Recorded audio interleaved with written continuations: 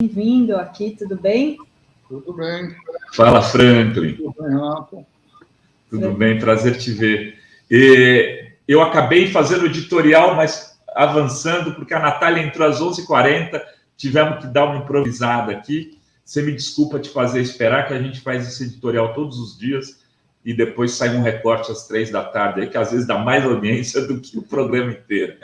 E aí a gente já pode aproveitar e começar nesse assunto, né, Rovai? Da chapa, da chapa Lula-Alckmin. O que o nosso querido Franklin sabe disso, que ele pode nos contar sobre o que ele pode falar? Eu acho que vocês vão perder o tempo de vocês, o meu, das pessoas que estão nos assistindo. Eu não vou falar sobre isso do ponto de vista vai acontecer, não vai, tal dia, pode ser, aí se fizer tal coisa. Olha, política, negociação política é algo complexo, entende? Quer dizer, tem um caráter simbólico, tem um caráter eleitoral, mas é algo muito complexo, então tem que ir com calma. Eu gostaria de dizer o seguinte: o Lula sequer é candidato, entende? Ele vai anunciar um vice antes de ser candidato. Eu tenho poucas dúvidas de que ele será candidato, mas ele está dizendo que vai assumir isso lá para fevereiro ou março. Não vai anunciar vice antes disso. Então, o que adianta ficar especulando? Isso não quer dizer que não adianta conversar sobre isso. E eu acho muito interessante que se esteja conversando sobre isso dentro de uma perspectiva de que você tem que trabalhar com as duas mãos. Uma coisa é o seguinte: você tem que procurar unir todas as forças para derrotar esse governo desastroso, fascista do Bolsonaro. Seja no primeiro, seja no segundo turno. Como é que isso vai ser, não se pode saber, a política é muito dinâmica, mas tem que ir reduzindo distâncias, diferenças, etc. Acho tudo isso muito positivo. E, ao mesmo tempo, assim, nós não queremos apenas derrotar o Bolsonaro eleitoralmente. Não, você tem que governar depois. E é preciso que você tenha já uma embocadura de governo. E a embocadura de governo, a meu ver, tem que estar muito clara durante a campanha, entende? Desde o início, que é o seguinte: não é voltar para lá para ficar com a crise econômica que nós temos, a crise social que nós temos, a crise política que nós temos. Não. Você tem que reconstruir o país. Para isso, precisa entender que não é estado mínimo, não é teto de gastos. Tem que ter a reconstrução de um estado de bem-estar social. Para isso, é necessário investimentos públicos em obra, recuperar o emprego, entender que a economia só vai para frente se o povo entra na economia. Se só quem fica na economia é o povo da Faria Lima, aliás, o povo não, a elite da Faria Lima, isso não leva o país a lugar nenhum. Isso, eles podem ganhar dinheiro, mas isso não leva a lugar nenhum. Então é necessário o quê? Que o povo tenha emprego, que o povo tenha salário, que o povo consuma, ao consumir que ative a economia, que com isso se pague imposto, tem arrecadação, tem uma série de coisas. Então, a primeira questão é o seguinte: o Brasil tem que voltar a crescer. Essa ponte para o futuro maluca que foi criada pelo Temer e pelas elites e adotada pelo Bolsonaro, não tem que ter ponte para o futuro desse jeito, tirando o povo da economia, não. Tem que ter reconstrução da economia com o povo fazendo parte do Brasil. Não pode ser governado com o terço da população. O Brasil tem que ser governado para todo o povo. O discurso das elites, que só dava para governar para um terço, eu até gostaria de governar para todo mundo, mas não dá, só dá para governar para um terço. O resto que se vire. Depois iam dizer que o brasileiro tinha complexo de vira-lata. Eles podiam pegar um cachorrinho de madame, deixar o cachorrinho 5 dias sem comer e soltar na rua para ver se ele não vai virar lata, igualzinho a todos os vira-latas. Quem não tem oportunidade, não tem comida garantida, ele sempre vai virar lata. Quer dizer, esse discurso da nossa elite, esse discurso foi derrotado durante os anos dos governos progressistas, porque ficou claro que não só o povo tem que ter espaço, quando o povo tem espaço na economia, etc., o país melhora, é melhor para todo mundo, mas tem de enfrentar preconceitos, porque melhor para todo mundo não quer dizer que todo mundo aceita o melhor para todo mundo, porque ele gosta de ver o outro lá embaixo virando lata e ele fingindo que ele não vira lata porque ele é um gênio da humanidade e não porque ele teve oportunidade. Então, é um processo complexo, exige disputa política, tudo isso. Então, eu acho que tem que ter uma embocadura de investimentos, tem que ter uma reforma tributária. É uma vergonha que no Brasil o pobre pague mais imposto do que os ricos, entende? Você tem que fazer uma definição muito clara: o seguinte: nós queremos ser um produtor de commodities ou nós queremos ser uma nação, entende, que tem indústria, que produza tecnologia e não importe tecnologia apenas, entende? Que tenha espaço para o Brasil. Ou seja, nós queremos ser uma nação para todos, ou nós queremos ser um quintal dos outros. E os outros, aí, no caso, dos Estados Unidos. Tudo isso tem que definir.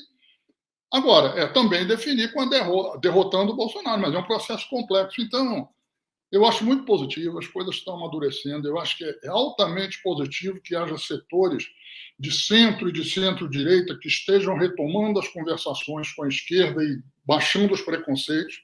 Acho positivo também que a esquerda esteja conversando com esses setores e baixando o preconceito, mas isso é um processo que está em curso. Agora, é um processo que está em curso e tem uma baliza. Ela se chama Luiz Inácio Lula da Silva. Entende? As pesquisas estão dando o Lula com 48 nos votos totais, 50 e tantos nos votos válidos, ganhando no primeiro turno. Isso quer dizer que a fatura está liquidada? Não, mas quer dizer o seguinte, existe um sentimento crescente na sociedade que nós estamos diante de uma eleição plebiscitária. Fora Bolsonaro, precisamos de voltar aos bons tempos. Nós precisamos voltar aos tempos da picanha com a cerveja e sair do Brasil que está no osso. É isso, entende? Agora, para isso, precisa ter o quê? Estado de bem-estar social, investimentos do Estado na economia, tem que ter uma política de botar o povo na economia, tem que ter investimento em saúde, educação, segurança, numa série de áreas, entende? Não apenas com um terço, mas com toda a população. Ou seja, aquilo que se fez e deu certo. Entende? E o Brasil tem que voltar a jogar um papel importante no mundo. E as visitas que o Lula fez à Europa e à Argentina mostram que, pelo menos no velho continente e pelo menos aqui na América Latina, entende? A expectativa de que uma vitória do Lula possa ajudar a reorganizar um debate no mundo, entende? Onde você tenha também a questão da oportunidade para todo o espaço, para todo mundo volte a ser discutido, é muito importante. Então, eu acho o seguinte, é uma discussão muito rica, mas cada coisa tem o seu dia, né? Cada dia tem a sua agonia e a cada dia tem a felicidade também. Vamos lá. Ô Franklin, você fez uma fala onde você pautou muitas questões programáticas, que eu acho que é algo que muita gente tem dito. Olha, é importante discutir o vice. Pode ser um vice mais para cá ou mais para lá? Até pode ser. Mas tem que se discutir um programa claro do governo. Qual vai ser o programa para que essa chapa esteja montada, seja ela qual for, alinhada com um programa de governo. Se, por exemplo, né, o Alckmin vem, mas dizendo, temos que privatizar a Petrobras, e isso não vai ser aceito pela maior parte da militância do PT, né, querendo impor condições assim. Estou dando um exemplo aqui qualquer, né? Esse debate programático, você que está mais próximo do ex-presidente Lula, tem sido feito? Porque a gente ouve muita coisa do tipo, Fernando Moraes acaba de dizer algo, quando foi lançar o livro, que o Lula que saiu da prisão é um Lula, digamos, mais à esquerda do que o que entrou. Não foi essa a frase que ele usou, mas é algo parecido. Como que você sente o Lula nesse ponto e como vem sendo feito esse debate programático? Eu acho que o debate programático está começando a ser feito na sociedade. A campanha ela não começa pelo debate programático, etc. A campanha começa, a disputa política começa por símbolos. Ela é sempre assim. Programa depois são amarrações que é essa coisa dos símbolos. Qual é a disputa simbólica que está aí? Grosso modo, eu diria que a disputa simbólica entre uma experiência que o povo teve, onde ele progrediu de vida e o Brasil foi melhor e mais forte, e uma experiência que ele teve, entende, um desastre monumental nos governos Temer e Bolsonaro, onde o povo foi para trás, o Brasil afundou e o Brasil se tornou um pária no mundo. Então ele tem uma experiência positiva, e as duas são recentes, uma experiência positiva, altamente positiva, e uma experiência altamente negativa. Ele tem a experiência, entende, da picanha com cerveja, e tem a experiência do Brasil no osso, as duas coisas. É isso que é a embocadura das eleições. Então, eu acho que o que está ocorrendo? Essas coisas simbólicas estão se consolidando. Por isso que a terceira via não consegue muito chegar, entende? Porque ela tenta fugir dessas questões, entende? E essas questões, a economia, a crise sanitária, a questão social, as oportunidades, é isso que vai fazer o povo votar. Então, nós estamos nessa fase. Vai ter uma fase programática? Claro que vai, quando for chegando mais perto das eleições, mas eu acho que nas negociações para a questão da federação, as negociações para a questão, vamos dizer, do projeto político, etc. E tal. É evidente que as linhas gerais, o que eu levantei aqui foram linhas gerais, vão ter que... Se tiver alguém que disser, não, eu acho que tem que privatizar a Petrobras, eu acho que é difícil. Eu não creio que o Alckmin falará isso. Aliás, eu nunca vi ele falando. Não estou dizendo que o Alckmin é do PT, que o Alckmin é um cara de esquerda, mas o Alckmin, vamos lembrar, ele foi fundador do Partido Social Democrata Brasileiro. É claro que depois deixaram de ser, mas lá atrás eles têm uma raizinha de que tem que ter um estado de bem-estar social. Quem sabe ele está hoje em dia comendo daquela coisa raiz que ele comeu lá atrás. Eu espero que ele esteja. E a vida, às vezes, ensina. Aliás, e vamos ser honestos, né, Franklin? Ele usou o jaleco, vamos ser honestos, ele usou o jaleco com os símbolos de todas as empresas públicas em 2006. Lembra, né, naquele momento? Eu acho o seguinte, se alguém quiser, for a favor da Petrobras e quiser apoiar o Lula, tudo bem. Agora, se alguém for a favor da privatização da Petrobras e achar que isso vai ser o programa do Lula, eu, sinceramente, acho que não vai dar certo. Mas isso não é preciso ser nem Sherlock Holmes. Se pegar o que o Lula está falando o tempo todo, ele não está fazendo programa dele, está dizendo o tempo todo. Eu vou fazer mais do que eu fiz, mas no mesmo rumo do que eu fiz. É isso que ele está falando. Né? Então, eu acho positivo que você esteja discutindo. E política, se não tiver conversa, entende? Você só fica falando para o teu eleitorado. Na política, na verdade, é um debate na sociedade. Quando você conversa com o Alckmin, você não está conversando com o Alckmin, você está conversando com um setor da sociedade, entende? Que está muito incomodado com as coisas que estão acontecendo no Brasil, entende? Que quer voltar a alguma coisa de um Brasil que tenha aspirações sociais e políticas democráticas e inclusivas, entende? Mas que não jogou um papel de protagonismo, mas que quer se associar a isso, é positivo. Está discutindo com parte da sociedade. O que é que vai dar? Vamos esperar, vamos torcer, e é preciso competência para isso tudo.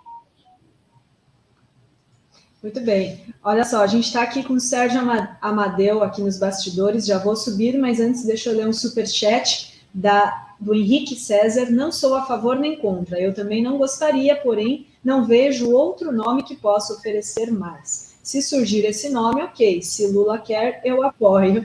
Aí o comentário do Henrique, vocês podem mandar superchat, ficar membro aqui do canal. Olha, aliás, membros e membras de R$ 49,99 estão ganhando uma caneca Fórum.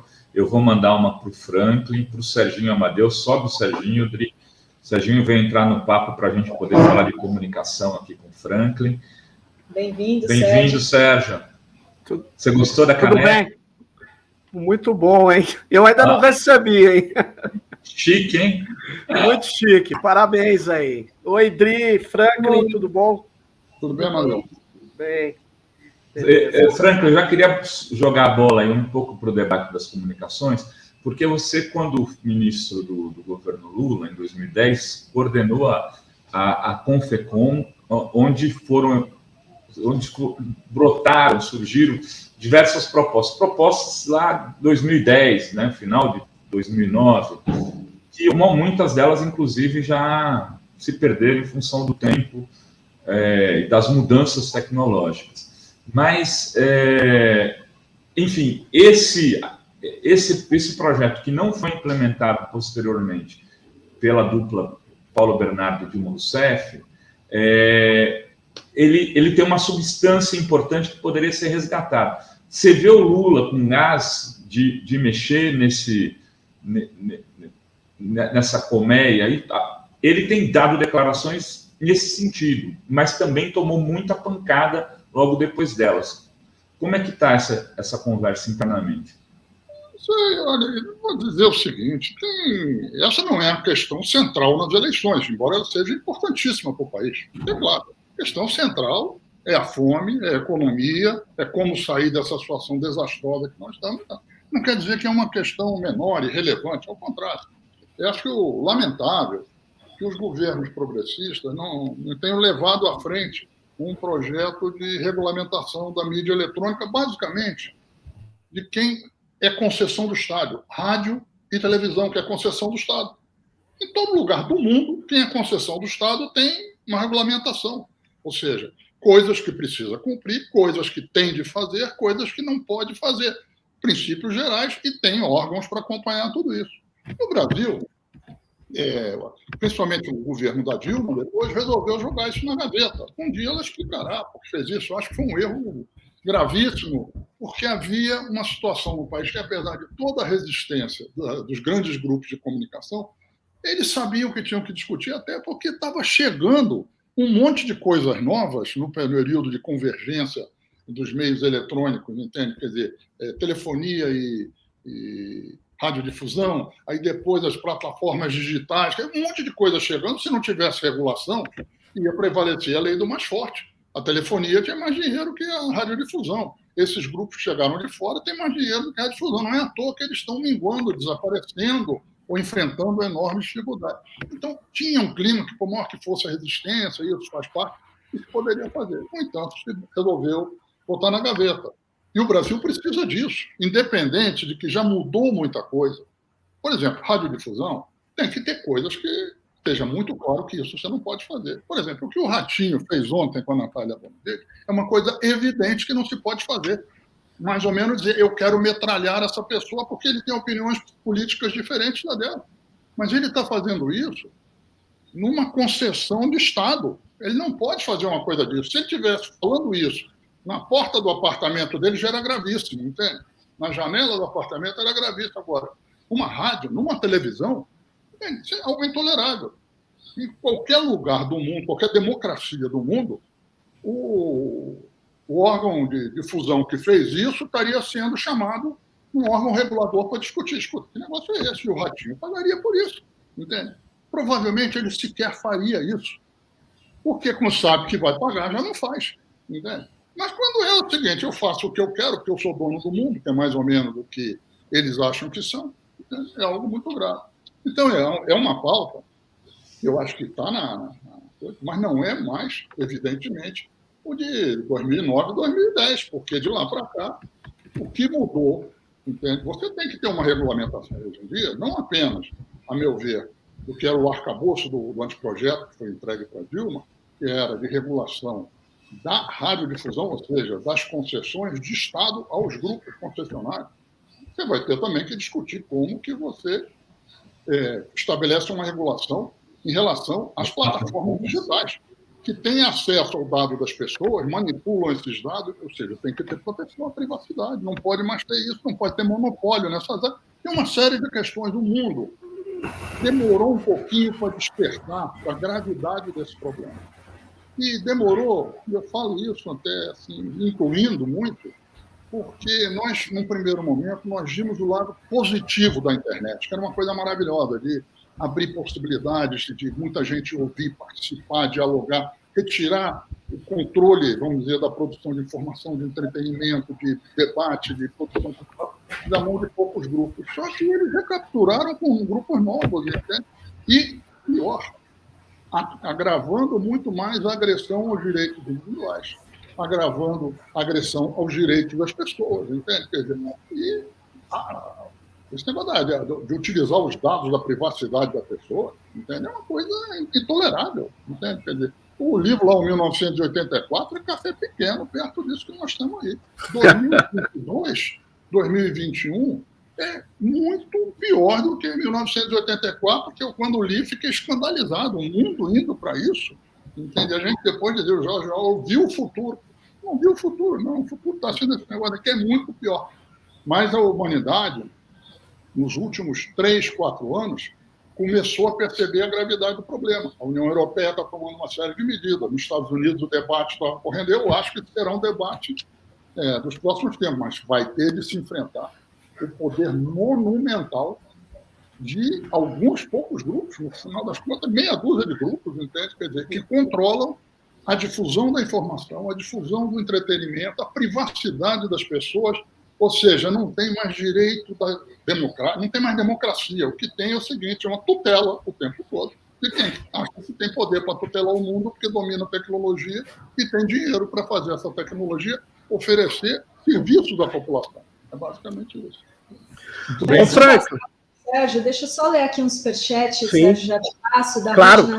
que é muito importante que as pessoas mandem aqui na nossa comunidade Superchat. Se o Lula optar pelo Alckmin, eu apoio totalmente. Ele é muito mais sábio do que todos que são contra essa chapa. Lula presidente 2020, está aí o comentário da Ruth aqui. Sérgio, com você.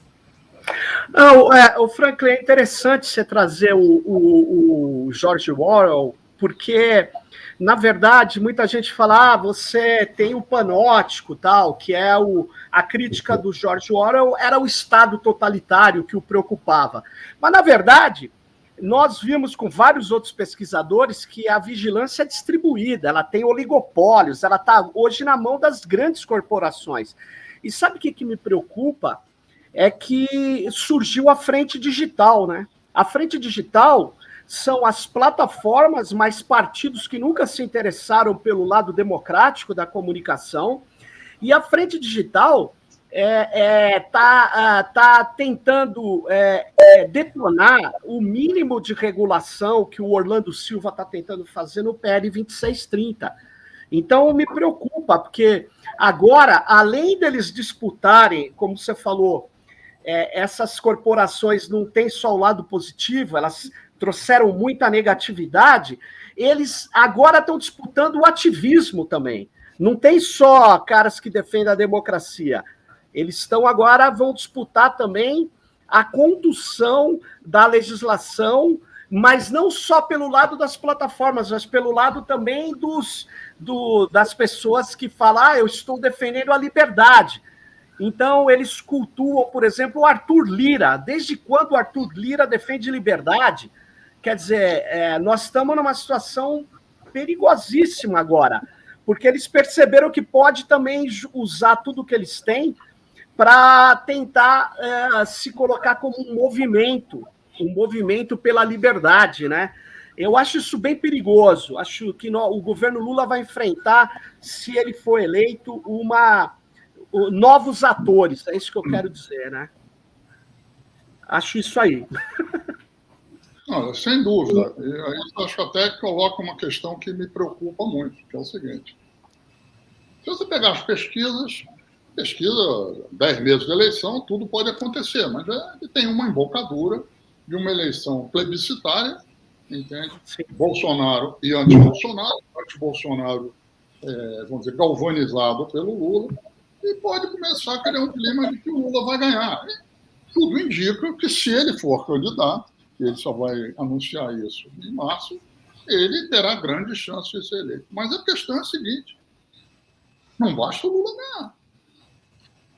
Se ganhar e nós tivermos um Congresso como esse Congresso que está aí, o Lula não vai conseguir governar. Então é necessário que o país dê uma sacudida monumental para entender que não dá mais para fazer política na eleição majoritária, para presidente, entende? E fazer um agrado à família, ao vizinho, à tia do cunhado, etc. e tal, ou ao cara ali, na eleição proporcional. As pesquisas mostram que todo mundo sabe quem votou para presidente. 3 meses depois, 60% das pessoas não sabem quem votou para deputado, porque aquilo não teve importância para ela. Acho que existem condições nessa eleição de que esse quadro se altere, mas é preciso que haja, por parte das forças progressistas, e, no caso, se o Lula for candidato por parte do Lula, algo muito forte de dizer: não adianta só eleger um presidente. É necessário eleger um Congresso que não atrapalhe o presidente e, ao contrário, seja um fator de apoio, de estímulo, porque nós precisamos voltar a ser um Brasil e ser mais do que aquilo, e, para isso, não tem um cara sozinho que faz isso. Ele tem que fazer dentro da democracia com as instituições parlamentares, judiciais, etc. E, para isso, é o seguinte: o povo precisa votar para o parlamento com a mesma garra política com que ele vota para a eleição majoritária. Então, é uma questão muito importante. Imagina eleger o Lula e as forças progressistas terem 90 deputados. Não deu. E uma coisa, Franklin, que pode atrapalhar isso, que esse chamamento, vamos dizer, que você está falando, ou são os influencers, ou influenciadores que hoje estão aí muito, muito bombados, muito importantes no YouTube. O YouTube a gente muitas vezes esquece quando vai falar de eleições, só que o YouTube, ele em geral divide com o Facebook a segunda audiência no Brasil. Ora é o Facebook, ora é o YouTube. Então, e o YouTube, o que ele é? Hoje, né, a gente vê influenciadores de 10 mil pessoas, de 100 mil, de 1 milhão, de 3 milhões e acima disso, os mega hiper. E esses caras, eles hoje são os cabos eleitorais do digital. Essa que é a questão. Então, eu acho que você tem razão. Para a gente olhar a Câmara, olhar o parlamentar para poder governar, para poder disputar, a gente vai ter que olhar também quem está fazendo, na verdade, ou influenciando a opinião pública, o intermediário, né? Que é esse influencer. Aliás, estamos aqui com um influencer. O Renato Rovai é um influencer. Ele tem mais de 70 mil. Mas a questão é como que nós vamos lidar com isso, né? Com o velho cabo eleitoral. Eu até falei isso para o Franklin, como foi essa repercussão do Podpah, aproveitando a pergunta, por exemplo. Foi uma coisa assim estrondosa, para mim, pelo menos, mostrou um outro ambiente da política que será ocupado a partir dos próximos tempos. Ou seja, não é só mais a mídia liberal. E modifica, né, completamente a correlação de força entre jornalismo e influencers digitais, né? Esses programas feitos por influencers. A realidade é muito complexa, entende? Tem problemas muito grandes que a internet traz, mas também tem surpresas monumentais positivas que ela traz. É muito complexo. E eu acho que a gente precisa ter menos 60 anos, 70, 50, as certezas do que já fez, e precisa ter mais as indagações dos 13, 14, vai lá, 17, 18 anos, entende? Que é o seguinte, eu quero conhecer coisas novas. Perfeito. Quem acha que já conheceu tudo, ficou para trás. Quem quer conhecer coisas novas, vai se reoxigenar. Vamos ter claro o seguinte, nós temos esses influencers, eles querem ganhar dinheiro, eles querem ter faturamento, mas, ao mesmo tempo, eles querem, de um modo geral, estar antenados com a sociedade. Perfeito. Porque eles precisam disso. Alguns vão estar antenados com a sociedade em nichos de direita, outros em nichos de esquerda. A maioria deles em nichos... Não é nicho, hein? Numa coisa que navega para cá ou para lá. Entende? Isso faz parte da sociedade. É como conversa de ônibus. Tem cara de direita, tem cara de esquerda, e a maioria ouve a conversa da opinião, etc. Mas é o seguinte, para nós falarmos com todo mundo, nós temos de diminuir o preconceito e parar de falar para a bolha. Querer que o cara concorde com a gente para a gente poder ter uma conversa que vale a pena. Não. Eu estou dizendo, vamos parar de ter certeza dos 60, 70 anos. Vamos ter dos garotos de 13, 14 anos que falam uma coisa, o cara falou, é verdade, eu falei besteira, não muda, pronto, entende? Então a gente tem que mudar um pouco o comportamento. Eu acho que isso... Por exemplo, o exemplo do Mano Brown, que tinha na entrevista para o Lula, depois do Podpah, mostraram claramente que existe um terreno imenso, entende? E que o Lula, com a experiência de vida, com a capacidade de diálogo que ele tem, entende? Para falar para as pessoas sobre os problemas que estão na experiência dela, mas numa linguagem que elas entendem e dizem, tá aí, tá. Com a repercussão, o que eu tive de retorno de gente dizendo, porra, meu filho virou um lulista agora, não sei o quê. Na escola, aula, todo mundo agora é Lula, porque ele é um cara que fala isso, é um cara que me ouve, é um cara que me entende. Então, eu acho, não é ficar babando o ovo, não, do Lula, não. O Lula tem uma enorme capacidade, entende, de ouvir as pessoas, entender os problemas e de se comunicar, não a partir de certezas absolutas, mas de uma mediação entre os seus valores, seus princípios e as dúvidas das pessoas. Ele costuma dizer muitas vezes, Deus deu 2 ouvidos e uma boca, é para eu escutar o dobro do que eu falo. E ele deve ter ouvido isso da dona Lindu, lá, quando era garoto. Lá. Mas é isso mesmo, ele tem que ouvir muito, entende? E ele, como presidente, ouviu muito. Então é o seguinte, essa é uma diferença dele para os outros políticos. O Bolsonaro ouve alguma coisa, ele não ouve nada. Entende? O Moro ouve alguma coisa, ele não ouve nada. O próprio Ciro, que é uma pessoa que eu respeito, tem dificuldade para ouvir, porque tem uma boca que vale 10 vezes a orelha dele. Entende? Então, é uma coisa, o Lula ouve. Eu acho que, então, falar para fora é fundamental. Eu vou ter claro, a mídia censura o Lula. A grande mídia censura o Lula. Espero que está começando a dar sinais de que vai baixar um pouquinho a censura, mas eu não acredito que baixe muito, não, porque ela está viciada na censura. Entende? Então, o que se fez? O que o Lula fez? Vai falar com rádio do interior, vai falar com a imprensa internacional, vai falar com a blogosfera progressista, vai falar com os influenciadores, entende, que falam para fora, não é da bolha da esquerda, é da bolha política. Entende? Quer dizer, o Podpah, por exemplo, ele fala com, vamos dizer, o Jô falava sobre tudo que era assunto, o Podpah fala sobre tudo que é assunto, só que ele não fala dentro da Globo, de ternozinho, etc., com a São Paulo atrás, aquela coisa. Não, ele não fala, ele fala na esculhambação. Mas é o seguinte, o garoto em casa está querendo um pouco de esculhambação, não está querendo tanta superprodução. Então, eu acho o seguinte, esse comer pelas beiradas, na verdade, é o seguinte, é uma das formas que você tem de enfrentar a censura dos monopólios, entende? Na mídia. É o seguinte, vocês podem muito, mas não podem tudo. Aqui entre nós, foi o que o Lula fez na presidência. Foi o que o Lula fez depois. Entende? É o seguinte, vocês podem muito, mas não podem tudo. Se vocês me censuram, eu vou arranjar outras formas de me comunicar e de falar. Então, tem um debate não, uma trajetória de fundo nessas eleições muito interessante, é que nós podemos ter um presidente da República eleito que não só foi para a prisão e ficou 580 dias, mas foi proibido de dar entrevistas na prisão enquanto aquilo podia afetar o processo eleitoral, que o objetivo era tirar ele do debate político, não era apenas das eleições, era tirar do povo a possibilidade de votar nele e de perceber as coisas que estavam acontecendo. Mas, além disso, o Lula continuou censurado depois. Entende? E hoje em dia, por exemplo, a visita do Lula à França, à Europa, é uma coisa impressionante. Só caiu a censura quando o Macron recebeu ele com honras de chefe de Estado, com a Guarda Nacional de Republicano marchando, entende? Diante dele, etc. e tal. A equipe do Lula fez as imagens daquilo com alta competência, um trabalho extremamente profissional, difundiu pelo mundo, o mundo inteiro deu. Chegou uma hora que a Globo disse, eu não tenho mais como mandar, vou dar. Entende? Mas ela censurado tudo que tinha acontecido na Alemanha, tudo que tinha acontecido na França e tudo que tinha acontecido na Bélgica. A partir daí não teve mais. Entende? O que? Você comeu pela beirada, mas acabou indo comer no prato cheio do restaurante de luxo também. Pronto, tá bom.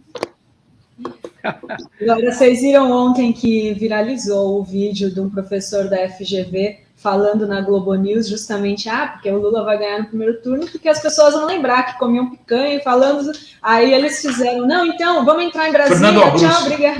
Fernando Abruzzo, acho que o Fernando estou na hora, né? Um profissional sério, um cientista social sério, um analista competente e tal. Não quer dizer que eu concordo com as opiniões dele, nem ele com mim, mas ele é um cara sério. Agora, o impressionante é o seguinte, fala bem do Lula, se você falar 5 segundos a passar, então, mas se você pegar 2, 3 minutos que deu um raciocínio maior, tem que tirar. Mas eu tenho sentido umas coisas interessantes.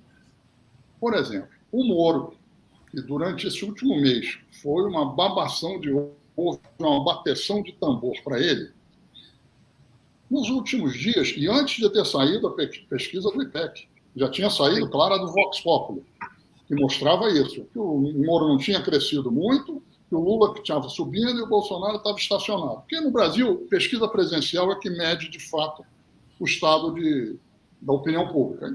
Pesquisa por telefone, computador, ela pode até ter relevância numa série histórica, para você comparar uma com a outra, mas o povão tem dificuldade de responder por telefone, por celular, não se sente seguro. Em outros países se sente, mas no Brasil não se sente. Mas então, antes da pesquisa do IPEC, estava essa babação em relação ao Moro, etc. Mas alguns jornalistas, que eu diria não são pessoas, vamos dizer, que tenham grandes ligações com a esquerda, nada disso, com as forças progressistas, começaram a bater no Moro forte. Eu cito o Hélio fez isso, depois o Leitão fez isso. Entende? O que eu acho que é algo positivo, não quer dizer que a Miriam Leitão pensa igual a mim, o Hélio Gaspari pensa igual a mim, eu penso igual a ele. Eu acho que tem algumas coisas nós pensamos, mas em muitas não pensamos igual. Mas e daí? O que é importante é o seguinte, na questão do prejuízo que o lavajatismo causou à democracia brasileira, eles estão com a posição correta. E isso é muito bom que eles venham dizer, porque não é do agrado dos patrões dele, entende? É algo que eles estão tendo de, pelo menos, esticar a corda um pouco e produzir uma certa tensão. E eu acho bom, porque jornalismo que os jornalistas não tensionam as cúpulas dos jornais, especialmente quando eles acham que mandam no mundo, não é mais jornalismo. Mas, Franklin, deixa eu te falar uma coisa. Eu vi um tweet de um cara muito importante aí, consultor desses grandes empresários. Há uma semana antes da Miriam Leitão ter feito a crítica que rodou na rede, né? E ele dizia assim, o Moro tem se reunido com o alto empresariado paulista e ele é um poço de vazio. Ele não tem nada a oferecer. Ele é tal. Então, eu fiquei até assim curioso, porque em geral esses consultores não criticam ninguém. Eu estou achando que tem uma fissura grande na elite, assim, nas classes dominantes aí, uma fissura bem grande mesmo. Não sei o que você acha. Eu acho que talvez a Miriam Leitão e outros já seja um movimento mais articulado do que talvez pareça. Eu não sei se é um movimento tão articulado, mas eu acho que é reflexo de um certo movimento que existe em setores empresariais, etc., que esperavam que o Moro fosse uma coisa, porque eles conheceram o Moro como? Com a TV Globo batendo bumbo, e ele aparecendo, falia uma frase e aparecia um cano saindo dinheiro de corrupção. Era todo um clima, entende, de apoteose de um super-homem. Agora, aí o Moro fala, ele gagueja, ele não sabe falar. Eu li um artigo no cara, ele veste o mesmo terno para ir a Faria Lima, para ir o metrô. Ele não sabe, o Moro não sabe conversar com as pessoas. Ele sabe apenas falar, pontificar como juiz e como grande justiceiro de um Brasil, entende, que ficou empolgado por ele por causa do trabalho da Miriam. Então, eu acho que existe um clima. Então, acho que a Miriam expressa isso, não quer dizer que ela esteja sendo teleguiada disso, não, mas expressa um pouco. É um clima de, porra, com esse cara aí nós não vamos a lugar nenhum, esse é o sentimento. Entende? O cara dele está ao lado, entende? Agora, quem é que eles têm para botar no lugar? Esse aqui é o problema, entende? Eles vão de Ciro? Acho muito difícil que eles vão de Ciro, entende? Difícil. Então, o que eles vão fazer? O Dória. O Dória vai levantar.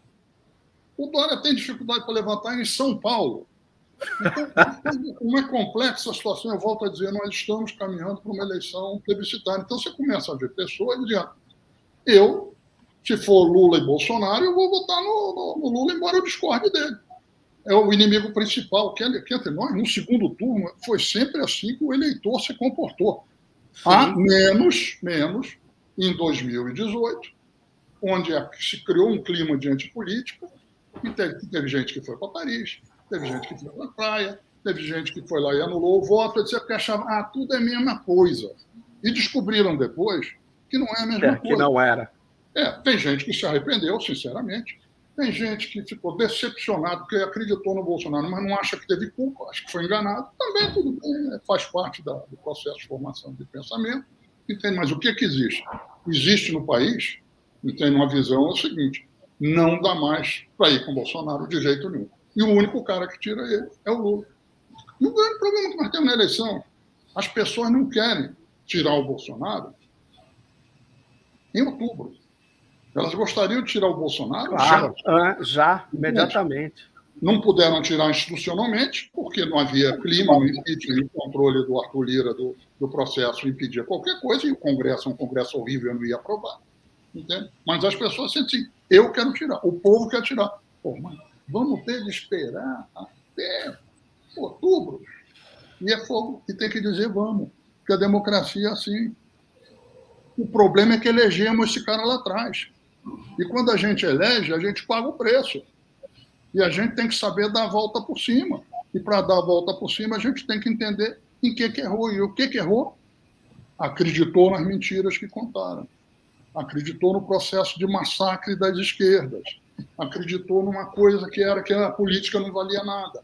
Acreditou que a TV Globo fala a verdade e que não tem interesses políticos. Então, tudo isso é complexo. Mas eu acho que a gente está vivendo bom mesmo. O Frank, a gente, para corroborar aqui a tua fala, eu chamei um vídeo aqui do Moro, que circulou ontem na rede, talvez vocês tenham visto, mas é para a nossa audiência dar uma olhada na naturalidade do candidato a presidente. O Lula está mentindo para vocês. Hoje, 15 de dezembro, o ex-presidente deu uma entrevista na qual ele disse que eu e a Lava Jato, que nós prejudicamos a Petrobras e o país. Isso é mentira.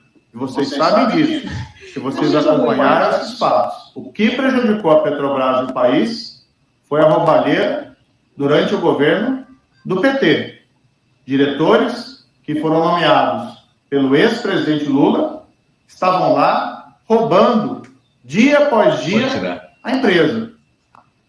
Vamos tirar, não vamos fazer inteiro, mas você pode falar, não, você pegou isso na página de alguém que mexeu na velocidade do vídeo. Não, eu te peguei na página dele. Nas redes dele. Na rede dele. Rovani, os ingleses e os americanos têm uma expressão, você vai saber disso, você é um cara da televisão, eles têm uma expressão para definir o cara que é bom de televisão. Eles dizem que o cara tem talent. A tradução seria talento, não é isso. Talento. É presença, mas isso eu aprendi logo quando eu fui fazer televisão. O cara, antes de prestar atenção no que você fala, ele presta atenção no seu olho, na sua boca, na sua expressão corporal, no tom da sua voz. E vendo isso, ele sabe se você está sendo sincero ou não. E ele vai recebendo essas informações e vai também prestando atenção no que você fala ou não prestando atenção. Então, no Moro ninguém presta atenção. Porque o cara olha e diz assim, ele não acredita, ele está mentindo, ele está querendo me enrolar. Eu não sou otário. O Moro é zero de talent. É zero de presença. Zero talent. Não tem marqueteiro que dê jeito nisso. Entende? Agora, você pega um cara com Lula... Horas de fono não vai dar. Entende? Esse é que é o problema. Vocês viram que o Moro piscou? Ele pisca o tempo todo. O que ele gaguejou, como o corpo dele está tenso, estressado, como que o rosto dele é zero de emoção, como que não tem relaxamento, ninguém consegue ver esse cara. Mas não vou dizer ninguém, sempre vai ter alguém que veja, mas as grandes multidões não conseguem. Não consegue. O Moro não vai. E ele falou frases assim, que ele deve ter lido, né, no teleprompter ali. E frases que você não precisa ler nada, o Lula, para falar, isso é mentira. Ele lê, isso é mentira. Isso é mentira. E ainda tem o corte da edição, ainda editaram, né? Não conseguiram nem falar 2 minutos seguidos. Né? Então é complicado. Eu acho, sinceramente, nós estamos com um quadro complexo, porque você tem Lula, você tem Bolsonaro, embaixo, eu acho que o Moro não vai longe, eu acho que o Ciro não vai muito longe também, o Ciro está em quarto, ele é quarto minguante ou quarto crescente? Ou é quarto parado? Não sei. Entende? Eu não acho difícil que ele seja quarto crescente, entende? Quer dizer, e aí o Dória vai estar com 2%, aí vai decolar. Eu não vejo muito como. Nós temos eleição plebiscitária, entende? Pela frente. E essa eleição plebiscitária, volto a dizer, tem que ser entendida não apenas como uma eleição para presidente.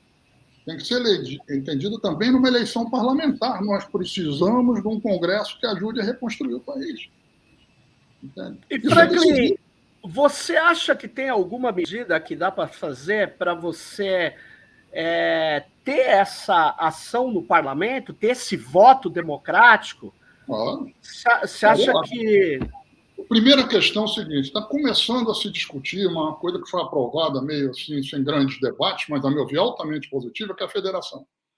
Ou seja, você acabou com as coligações, já tinha acabado lá atrás, que eram os partidos que faziam aliança eleitoral no dia seguinte, cada um fazia aliança no estado, não fazia no outro. Ou seja, só embaralhava mais a eleição parlamentar, algo a que eu já me referi antes. Despolitizava a eleição parlamentar. Isso foi terminado e é muito bom que tenha sido terminado lá atrás. Mas se criou a hipótese da federação, ou seja, então, se 2, 3, 4, 5, 6 partidos se juntarem, e eles vão se juntar não só para disputar o voto, mas é disputar o voto no Brasil inteiro, em todos os cargos com uma mesma chapa, e aquilo tem que valer para 4 anos, ou seja, até a próxima eleição. Ou seja, quem pode dissolver a federação acaba sendo, de novo, o voto popular nas lá na frente. Então, isso é altamente positivo. É complexo, tem uma série de pontos que ainda não foram regulamentados pela Justiça Eleitoral, e isso é complexo, entende? Quer dizer, qual é o peso de cada partido dentro da direção da federação, por exemplo. Entende? Todos têm um peso igual, ou um partido que elegeu 10 deputados, 100 deputados, e o outro elegeu 20 deputados, tem um peso 5 vezes maior do que o que elegeu 20. Tem muitas questões, mas eu acredito que isso será resolvido. Eu acho a federação algo importantíssimo que ajuda a agrupar e favorece ao eleitor entender a disputa política. Mas não basta isso. Eu acho que é necessário que as forças políticas, e especialmente o Lula, na campanha presidencial, na campanha majoritária, não é fazer aquela coisa meio cumprindo tabela, votem no 13, votem... Não, é o seguinte, eu não consigo mudar o Brasil sozinho. E queria dizer que você não pode votar num candidato a deputado apenas porque a tia pediu, o cara do boteco da esquina que tomou uma cachaça junto contigo, discutiu dele, falou que esse cara é legal. Não, votem nos caras que estão aqui dentro desses partidos. Eles... Tem que ser uma coisa que politiza, porque senão não muda o Brasil, não adianta. Entende? E eles fazem sempre isso. Eu chego lá, eles fazem lá uma armação imensa dentro do parlamento para ficar me segurando a camisa e não deixar atuar. Eu preciso de um parlamento que não me segure a camisa, que me deixe trabalhar e que me estimule a trabalhar e que traga o povo para dentro. Então, é uma disputa política de fundo. Ô Franklin... Não é maravilhosa, não. Deixa eu só ler os superchats aqui, para inclusive pedir para a galera mandar superchats, se inscrever no canal, se você ainda não é inscrito, é grátis. E quem puder, fica membro aqui, membra da TV Fórum. Olha só, a Ruth Nassib diz, comunidade Fórum, deem superchat, sejam membros, não está fácil para ninguém. Podem fazer um superchat de pelo menos R$2, vamos todos colaborar. Muito obrigada, Ruth, já fazendo aqui o merchan, ajudando a gente. O Mini, obrigada pelo super sticker. E tem a Leda Terezinha, que tem uma pergunta aqui. Senhor Franklin, para mim, só Lula consegue colocar o Brasil em ordem, com muita sabedoria, que não lhe falte sacrifício, pois destruíram o país, diz aqui a Leda. E tem também aqui mais um superchat do Ivo Zimmermann, que diz, Franklin, falamos muito em frente democrática, estou insistindo em que a mídia democrática faça um documentário sobre a mídia golpista. Daí, sugestão do Ivo. Mídia golpista é uma homenagem ao nosso Paulo Henrique Amorim. E tem mais um superchat do Ivo. O Kiko concorda com o documentário, o Atushi achou importante, mas falta a gente, acho fundamental atacar em conjunto. Tá? Então, propondo aí que a gente faça um documentário sobre o PIG. E tem também ainda a Lu Rodrigues, que diz, gente, o Marreco tem problema de dicção e analfabetismo funcional. A fala mecânica é dica da fome. Dica da fome, né, que ele estava fazendo várias sessões. E tem a Cida Silva, obrigada pelo super sticker. Ninguém ficou membro hoje, Dri. Precisa de membro. Dá tempo. Membro é que nem assinante no velho jornal. A gente precisa para pagar as contas e ter previsibilidade no final do mês. Serginho, você passar, desculpa, tem uma pesquisa que a Dri vai ler rapidinho, aí a gente já bota o encerramento com, que eu sei que o Franklin tem uma viagem também, eu não quero atrasá-lo. Segue aí. Pesquisa da CNT, que é presencial, acabou de sair, o Lula subiu de 41,3% para 42,8%, 41,3% em julho de 2021, agora a pesquisa de dezembro, 42,8%. Bolsonaro, de 26,6%, caiu para 25,6%. Moro, de 5,9% foi para 8,9%. Ciro Gomes, de 5,9% caiu para 4,9%. João Dória, 2,1% para 1,8%.